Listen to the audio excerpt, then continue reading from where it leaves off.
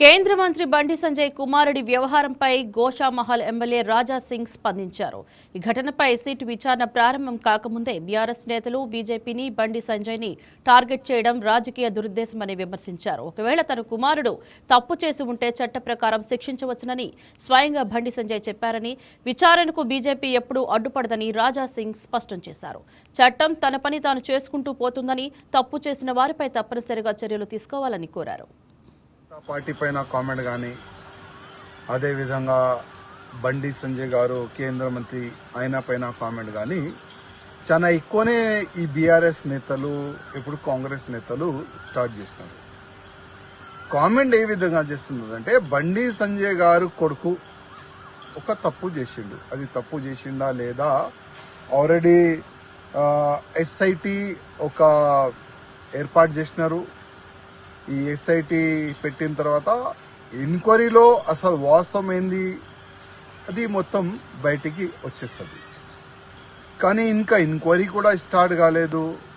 ఇవాళనే రేవంత్ రెడ్డి గారు డీజీపీ గారితో, కమిషనర్ గారితో మాట్లాడి అసలు బండి సంజయ్ కొడుకు కేసు ఏంది వివరాలు కూడా మన ముఖ్యమంత్రి గారు తీసుకున్నారు. ముఖ్యమంత్రి గారు అడిగినారు కూడా, బండి సంజయ్ కొడుకు పైన కంప్లైంట్ చేసి చాలా రోజైంది, ఎందుకు యాక్షన్ తీసుకోలేదని ముఖ్యమంత్రి గారు కూడా అడిగినారు. పోక్సో కేసు కింద బండి సంజయ్ గారి కొడుకు పైన కేసు అయింది. అసలు ఇది కుట్రనా లేక వాస్తవం ఇది కేసు అయిందా, ఇది తప్పు జరిగిందా, ఈ ఎస్ఐటిఓలు మొత్తం ఎంక్వైరీ చేసి రిపోర్ట్ అయితే పెడతారు. కానీ బండి సంజయ్ గారు కానీ మా పార్టీ కార్యకర్తల అధికారులు ఎవరు కూడా ఎంక్వైరీ జరగకూడదు ఎవరు కూడా చెప్పలే. బండి సంజయ్ గారు ముందు నుంచి చెప్తున్నారు, ఒక్కవేళ నా కొడుకు కూడా తప్పు చేస్తే ఎంక్వైరీ చెయ్యండి, వేరేకి శిక్ష ఏ విధంగా ఇస్తారు నా కొడుకు కూడా ఆ శిక్ష వేయండి, మేము రెడీ అని బండి సంజయ్ గారు ముందు నుంచి ఈ మాట చెప్తున్నారు.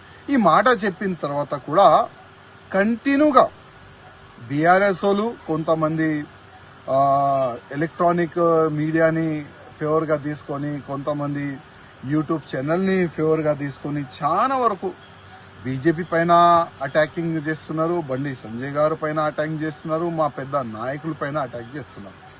చేయని వాళ్ళ అలవాట్లు. కానీ 29 ఇంటర్మీడియట్ మన విద్యార్థులు, అది కూడా వాళ్ళు మేనర్ ఉండే చనిపోయినారు ఇదే బీఆర్ఎస్ సమయంలో. అప్పుడు ఇదే రిజైన్ గురించి అంశము ఎవరు కూడా లేపట్లే. అప్పుడు ఎవరు కూడా దీనిపైన మాట్లాడలే. ఎంతోమంది విద్యార్థులు చనిపోయినారు. అదేవిధంగా జూబ్లీ హిల్స్లో ఒక ఎంఐఎం నేత కొడుకు రేప్ కేసులో కూడా ఇన్వాల్వ్ అయినారు.